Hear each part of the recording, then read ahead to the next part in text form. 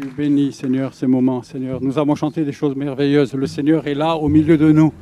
Vous savez, la différence qu'il y a entre sur Zoom ou être sur Internet, c'est que le Seigneur dit que là où 2 ou 3 sont assemblés, je suis au milieu de nous, de vous. Il est au milieu de nous, le Seigneur. Et vous voulez qu'on se lève tous ensemble un moment et qu'on loue, qu'on hurle notre joie du Seigneur. Jésus, merci Seigneur, parce que tu frayes un chemin, parce que ce matin, des gens seront guéris au milieu de nous, parce que plusieurs ce matin seront baptisés du Saint-Esprit, parce que plusieurs seront renouvelés dans leur foi, parce que plusieurs seront conduits dans le chemin de la victoire, parce que plusieurs seront ressuscités dans leur être intérieur, par la communion fraternelle, par ta présence au milieu de nous. Merci Jésus, merci Seigneur. Le Seigneur est là au milieu de nous, frères et sœurs. Moi je le sens, je sais qu'il est là, il veut bénir, il veut guérir, il veut renouveler ta vie, il veut te fortifier, il veut te nourrir dans la foi maintenant, il veut restaurer ton âme, il veut consoler, te lever tes yeux vers la gloire qui vient, parce que je viens bientôt, dit le Seigneur. Encore un peu de temps et je serai là, tu es dans l'épreuve et le Seigneur t'y tient bon jusqu'au bout, parce que bientôt je viens te délivrer. Amen, alléluia.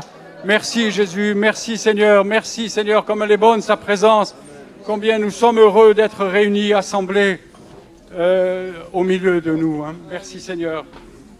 Les 7 victoires du chrétien, c'est le thème que je l'avais dernièrement. Et quand Thibaut m'a demandé de prêcher aujourd'hui, j'ai gardé le même thème. Je suis un peu dans une turbulence de vacances. Ma maison est remplie de visiteurs et c'est merveilleux. Et ça garde jeune. Et c'est beau les frères et sœurs. Les 7 victoires du chrétien. Vous savez que le Seigneur veut que nous soyons victorieux. Et il est question de victoire le jour du baptême. Cet après-midi, il y a un baptême. Un frère, après 37 ans de combat, va donner sa vie au Seigneur. Il passe de la mort à la vie, il rentre dans la victoire. Merci Seigneur. Le sang de Jésus efface nos péchés, il change nos vies. Il y a une victoire le jour du baptême. Mais ensuite, il est question de victoire pendant la marche. Pendant la vie d'Église, le Seigneur parle. Et l'apôtre Jean, vous savez, a vu Jésus. L'apôtre Jean est l'homme qui a vu Jésus pendant son ministère dans la chair. Il a été avec le Seigneur dès le commencement. Et puis, il a vu Jésus dans son corps de résurrection, quand Jésus est ressuscité. Il n'est pas le seul. Hein. Il s'est fait voir à 500 frères à la fois, le Seigneur.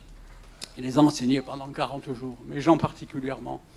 Et puis, Jean, dans la vision de l'Apocalypse, il a vu le Seigneur dans la gloire, lui parler. Et le Seigneur lui a dicté des lettres.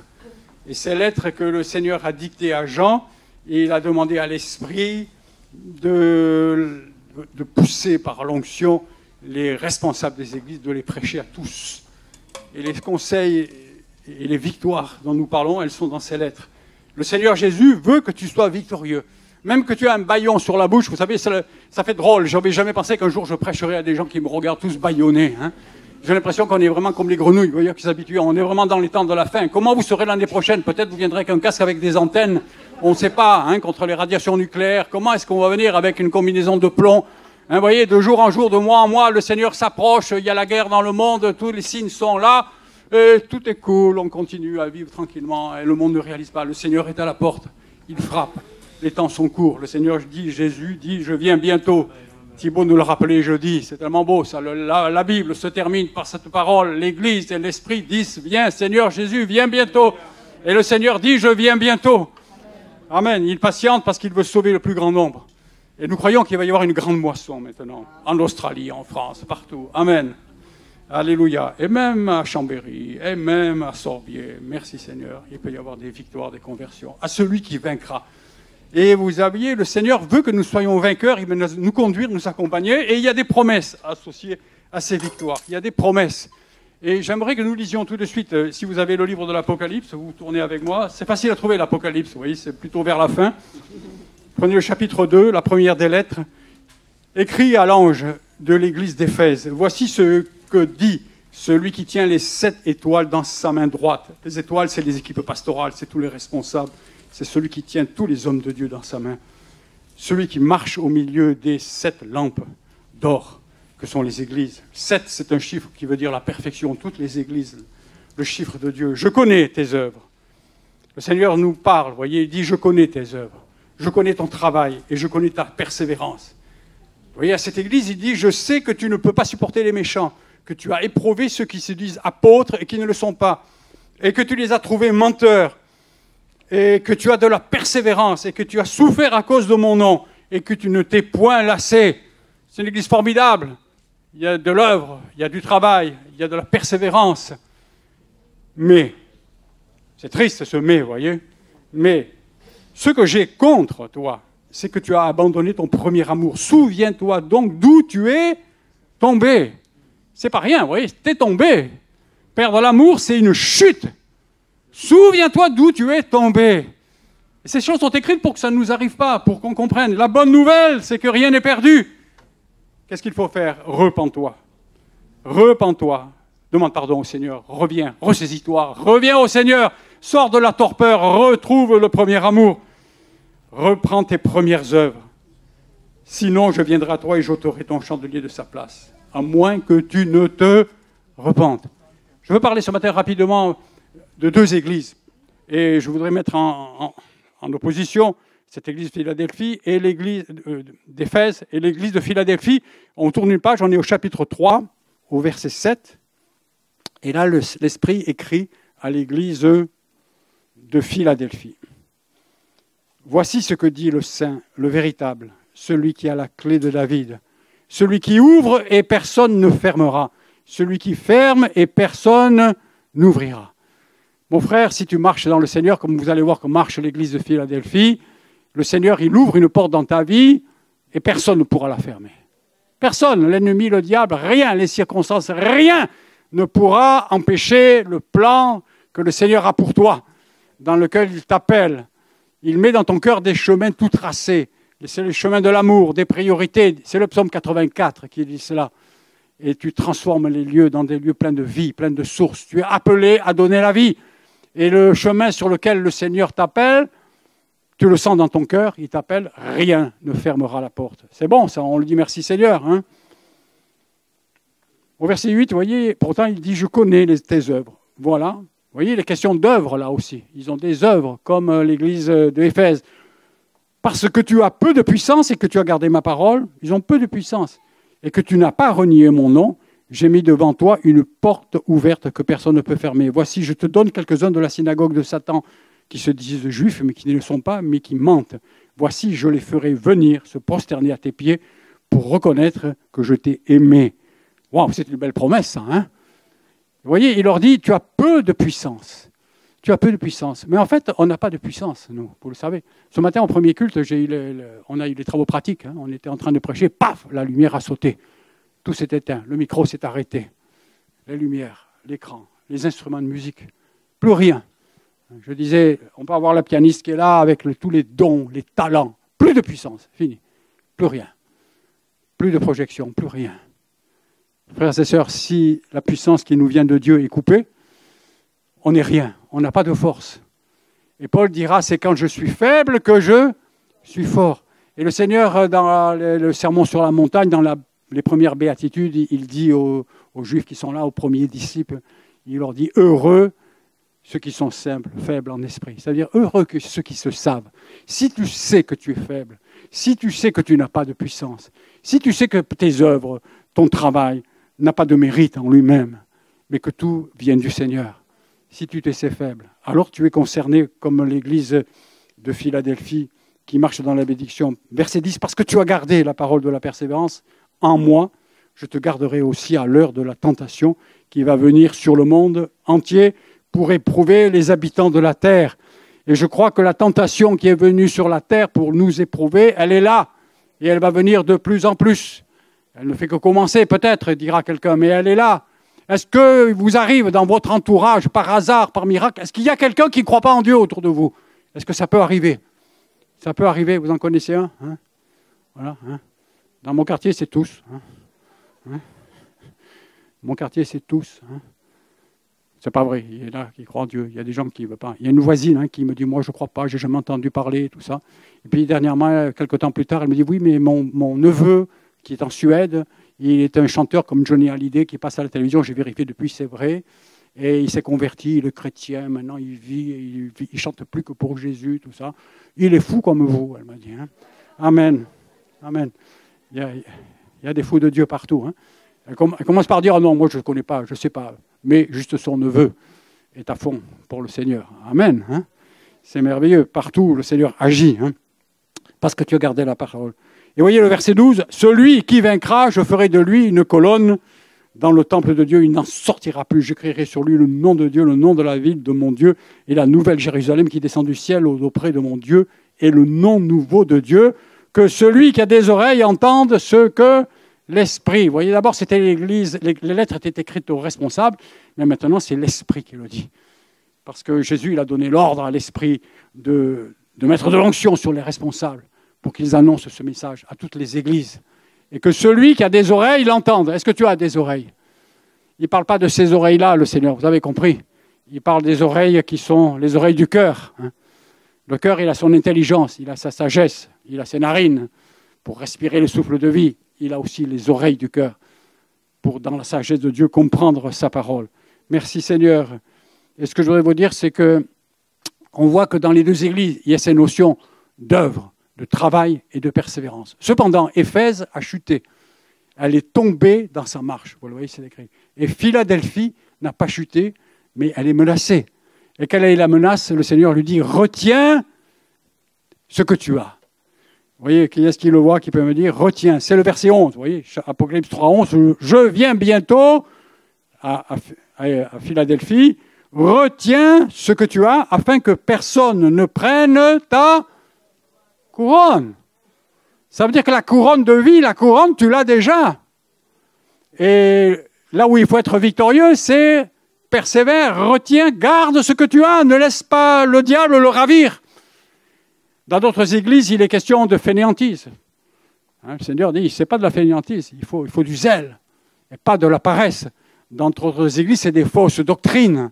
Dans d'autres églises, c'est de l'idolâtrie. Dans d'autres églises, c'est d'autres problèmes plus subtils. Il y a des pièges. Et dans cette église de Philadelphie, les œuvres sont bonnes, ils se savent faibles et ils agissent par la puissance de Dieu. Mais le Seigneur lui dit, retiens ce que tu as. Et ce que tu as, c'est la couronne de vie. C'est merveilleux parce qu'à d'autres églises, le Seigneur lui dit, je te donnerai la couronne de vie. Mais si nous sommes comme Philadelphie, le Seigneur te dit, tu as la couronne de vie. Tu as déjà la vie. Tu règnes déjà. La couronne, c'est le règne. Ça veut dire que tu es déjà en train de régner. C'est pour ça que dans Romains, il est dit qu'ils régneront par Jésus-Christ, lui seul. On commence à régner aujourd'hui. On règne sur l'ennemi. On règne sur le péché. Et on peut régner sur plus. Et retiens ce que tu as. Alors, dans ces deux églises, il y a de la victoire nécessaire. L'une a chuté, l'autre n'a pas chuté. Mais ce que je voudrais vous dire, c'est que pour examiner Éphèse, Jésus se présentait, vous voyez, à Éphèse en disant « Je suis celui qui marche au milieu des églises ». Le Seigneur marche au milieu des églises. Pourquoi est-ce qu'il marche au milieu des églises? Ça fait référence au fait qu'il avait déjà marché avec Israël. Vous voyez, dans le livre de l'Exode, il marchait avec Israël dans les églises. Et vous savez que Moïse avait dit à l'Éternel, si tu ne marches pas avec moi, je n'irai pas. Si tu ne marches pas avec moi. Et en fait, c'est l'ange de l'Éternel, c'est Jésus qui avait marché avec Israël. Et de la même façon, maintenant, comme il avait marché avec Israël dans le désert, c'est Jésus c'est l'ange de l'Éternel qui avait ouvert la mer Rouge. C'est l'ange de l'Éternel qui était le rocher frappé du Père. C'est l'ange de l'Éternel, c'est Jésus qui suivait Israël dans le désert, nous dit Paul aux Galates. De la même façon que Jésus avait marché avec Israël, maintenant il marche avec les églises. Ça veut dire quoi? Que nous sommes en marche, mais il marche avec nous. Il veut nous aider, il veut nous soutenir. Il se met à notre hauteur, il nous conduit. Il connaît nos peines, il connaît nos difficultés. Le Seigneur ne nous attend pas là-bas à l'arrivée comme ça, en disant venez me rejoindre là. Non, le Seigneur marche. Il marche avec nous, avec les églises. Et il voit l'église d'Éphèse qui est dans les problèmes. Alors il lui dit, je connais tes œuvres, ton travail et ta persévérance. Et ça nous rappelle un texte de Paul. Paul, dans sa première lettre, la première lettre que Paul écrit aux églises, c'est la lettre aux Thessaloniciens. Et dans les salutations à la lettre aux Thessaloniciens, Paul dit à l'église de Thessalonique, il dit, vous êtes une église merveilleuse. Votre renommée, elle s'est étendue partout en Asie, en Achaïe. Et Paul leur dit, partout on raconte comment, lorsque je vous ai apporté la parole, quand vous avez entendu, comment vous vous êtes convertis, comment vous êtes tournés vers Dieu de tout votre cœur. Et il dit, et maintenant je prie pour vous et je rappelle à Dieu sans cesse, vous voyez, c'est 1 Thessaloniciens 1:3, je rappelle à Dieu sans cesse l'œuvre de votre foi, le travail de votre amour et la fermeté de votre espérance, qui est une persévérance, plus loin il en parle. La fermeté de votre espérance en Jésus-Christ. voyez, le verset 9 dit, on raconte comment vous vous êtes tournés vers Dieu en abandonnant les idoles pour servir le Dieu vivant et vrai et pour attendre du ciel son Fils qu'il a ressuscité, Jésus, celui qui nous délivre de la colère à venir. Jésus nous délivre de la colère à venir. Parce qu'il y a vraiment une colère à venir. Pour l'instant, c'est le masque, mais demain, ça sera pire. Et le Seigneur, il dit plusieurs fois dans les prophètes, quand je me lèverai pour effrayer la terre. Parce que le Seigneur cherche à sauver, en fait. Il cherche une grande moisson. Et nous faisons partie de la première résurrection, la première moisson. Grâce, gloire au Seigneur. Merci pour tous ceux qui marchent en Jésus. Alors vous voyez, il y a de l'œuvre, il y a de la foi, il y a du travail et de la persévérance. Mais il y a œuvre et œuvre.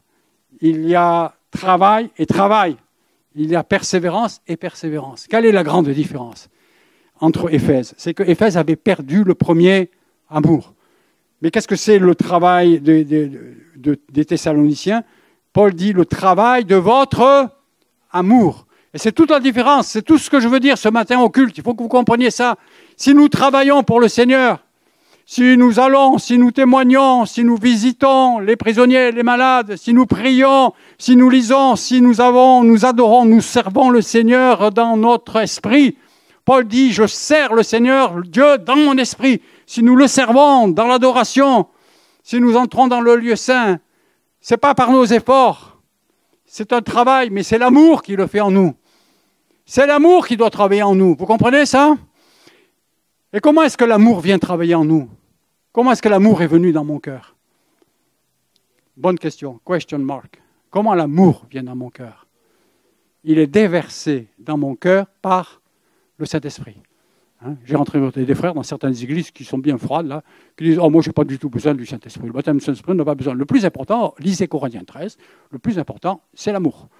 Tout le reste passera, tu as un airain qui résonne, mais si tu as l'amour... Ouais, c'est vrai, frère. Sauf que l'amour, tu ne peux pas l'avoir sans le Saint-Esprit. Si tu es intéressé à l'amour, si tu as compris que l'amour, c'est le plus important, comprends que c'est le Saint-Esprit qui le déverse dans ton cœur. Et que si tu veux avoir l'amour, il faut avoir l'Esprit en toi. Il faut rechercher le baptême du Saint-Esprit, il faut l'entretenir, il faut marcher avec le Seigneur tous les jours. Et alors, l'Esprit te remplit d'amour. Et les œuvres qui sont faites, c'est les œuvres de l'amour. Et tout est fait parce qu'il y a en nous un feu qui brûle. À Éphèse, ils avaient perdu le premier amour. Ça veut dire que les œuvres continuaient, le travail continuait, la persévérance continuait. Mais vous savez qu'il y a des hommes et des femmes qui persévèrent dans la vie pour des causes humanitaires, pour des partis politiques. Je ne veux pas en citer, mais quand j'étais à l'université, j'avais plein de copains. Ils faisaient des sacrifices dingues pour la politique, pour distribuer le journal, machin, chose. Des efforts. Des sportifs qui s'imposent, des gens qui persévèrent, il y en a plein. On est rempli de gens qui persévèrent. Tous ces gens qui parlent à la radio, à la télé, qui ont écrit des livres, ce sont des gens formidables, qui ont persévéré. Ne méprisez pas leurs efforts, leur culture. Ils ont persévéré, but ils n'ont pas persévéré dans l'amour. Et ce que souligne Jésus quand il parle à l'église de Philadelphie, c'est qu'il lui dit « ta persévérance en moi ». Philadelphie a persévéré en moi. En moi, ça veut dire en Jésus, dans la vie de Jésus. Et ce que dit le Seigneur à Éphèse, contre toi, tu es tombé parce que tu as perdu ton premier amour. Je voudrais dire, avant de finir avec le premier amour, que le premier amour, il est lié à aimer Dieu, mais il est aussi lié à aimer nos frères et sœurs. Parce que le Seigneur dit plusieurs fois, tu ne peux pas aimer Dieu que tu ne vois pas, si tu n'aimes pas les frères et les sœurs que tu vois. Et ainsi, revenir à l'église, si tu veux savoir si ton premier amour est toujours actif, eh bien, il faut que tu sois sûr que tu aies de la joie de venir à l'église, de voir les frères et sœurs. Moi, je sais que quand je rentre le matin, le dimanche, au culte, des fois un peu en retard, je suis dans le couloir, là, devant la librairie, mais déjà, je sens l'onction de Dieu, j'entends des bruits, je dis, c'est mes frères qui adorent, qui louent le Seigneur. C'est vrai, ça. Et quand on est séparé de l'église pendant un temps, on n'a pas vu de frères et sœurs, bien sûr, on regarde Internet, bien sûr, on lit, bien sûr, on médite sa parole, mais la communion fraternelle, elle doit manquer. Je dis au premier culte qu'une année, avec mon épouse, on était dans une petite ville d'Autriche. Il n'y avait pas de chrétiens pour le moment. Je cherchais des chrétiens. Je savais qu'il y avait une église au centre-ville. J'avais vu un peu sur une information, mais je ne la trouvais pas. Je ne parle pas l'autrichien. Je ne pouvais pas comprendre s'il y a des prédications. Mais la communion fraternelle, on la souhaite.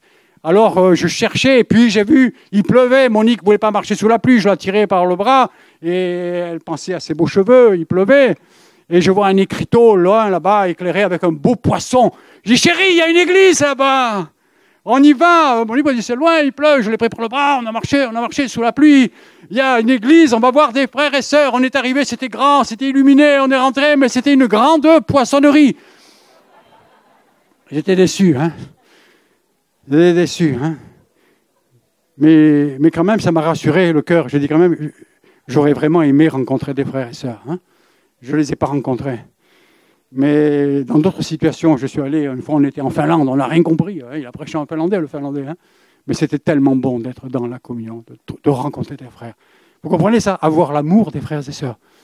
Et quand on commence à dire, pasteur, vous savez, dans l'église, ne croyez pas, tout le monde n'est pas parfait. Hein. Tout le monde n'est pas parfait. D'ailleurs, j'ai vu la sœur un tel, elle gare mal sa voiture. Hein. Et le frère un tel, voilà, hein, tout le monde n'est pas parfait. Mais bien sûr, moi le premier, nous ne sommes pas parfaits. Mais quand tu es rempli de l'amour de Dieu, quand c'est l'amour qui t'anime, quand tu vois ton frère, quand je vois mon frère, ma soeur, je vois en toi la gloire du grand roi. Je vois le Seigneur qui vit dans Guy. Je vois le Seigneur qui vit dans Myriam. Dans chacun de vous. Guy et Myriam, on est toujours les vendredis ensemble depuis 20 ans. Plus même. Alors le Seigneur vit en nous. Alors on apprécie tellement la communion fraternelle. On aime voir les frères et sœurs. Vous comprenez?